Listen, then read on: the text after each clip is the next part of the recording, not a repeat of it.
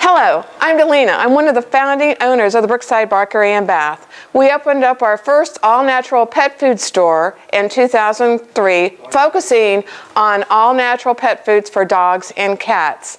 In 2004, after attending an American Holistic Veterinary Association, we decided to bring in raw foods.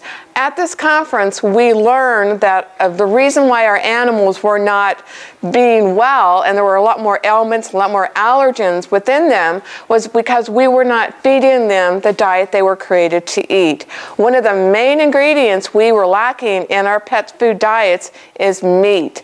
So therefore, in 2004, we brought in the raw food diets. In this segment, we're going to talk about the benefits of raw food and how it can affect your animal. And in future segments, we're going to talk about the different types of raw food diets.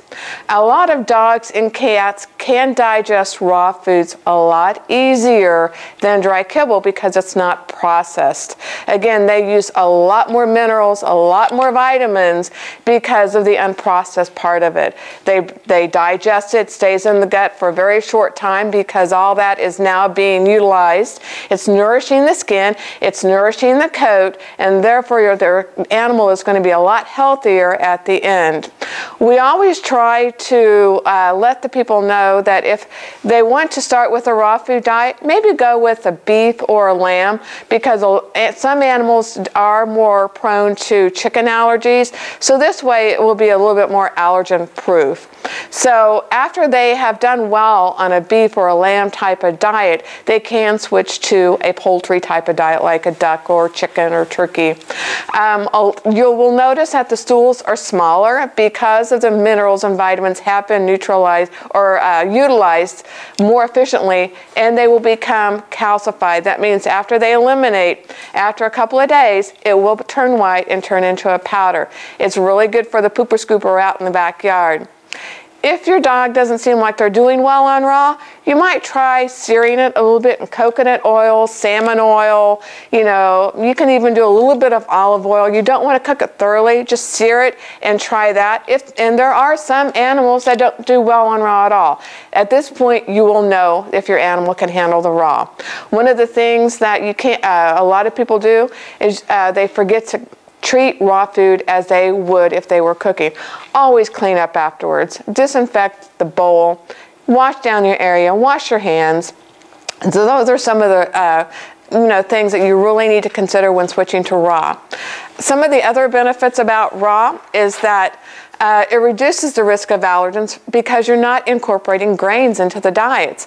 When people come in, well, my dog's allergic to corn. Well, corn isn't part of their original diet. So going to a raw diet will eliminate that. One of the other things that is a really good benefit of raw, especially if you're training a little puppy and you can't get their attention, the trainer is trying to, give you these instructions to get your dog under control, and you've got them on a high carb diet. It has wheat and corn and all the other carbohydrates in it. You've got a dog with ADD, so it is just all over. Changing it to a raw diet, that dog's attention is going to be very intuitive. Also, one of the other benefits to a dog is a hunting dog.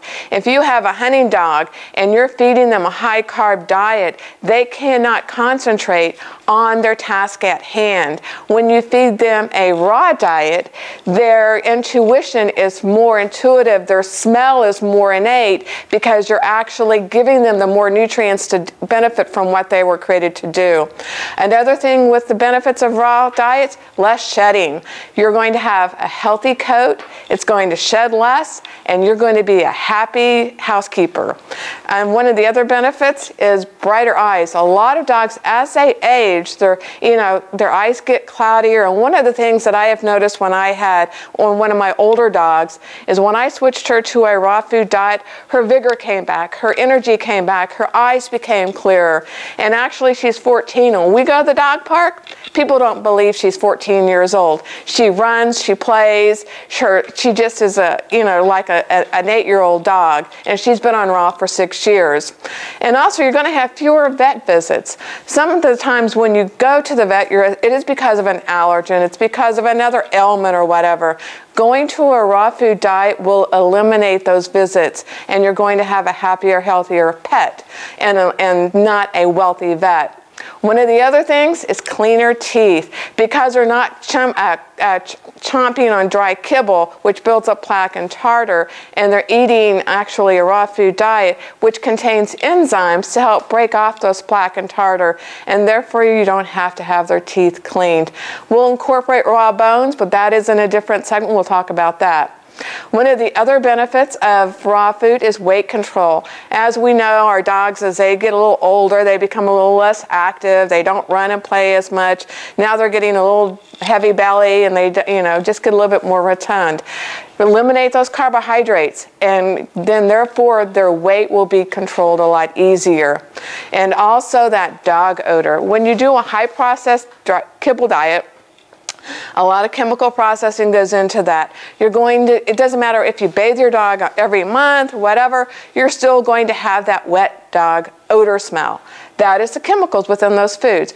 Going to that raw food diet, your dog will smell wonderful and reduces the amount of times you have to bathe your dog. So stay tuned for the next segment, and we'll talk about the different types of raw foods, the premixes, the complete balanced diets. It's not a hard thing to do, and we'll talk about that at a later time. Thank you.